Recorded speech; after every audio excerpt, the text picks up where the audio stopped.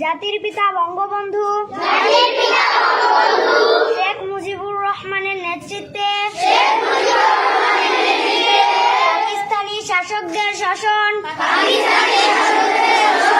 ও বঞ্চনার বিরুদ্ধে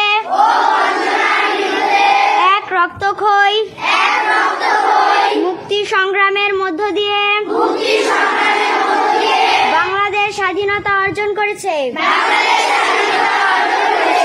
বিশ্বের বুকে বাঙালি জাতি প্রতিষ্ঠা করেছে তার স্বতন্ত্র জাতিসত্তা। আমি দীপ্ত কণ্ঠে শপথ করছি যে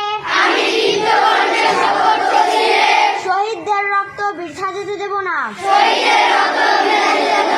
দেশকে ভালোবাসবো, দেশের মানুষের সার্বিক কল্যাণে সর্বশক্তি নিয়োগ করব।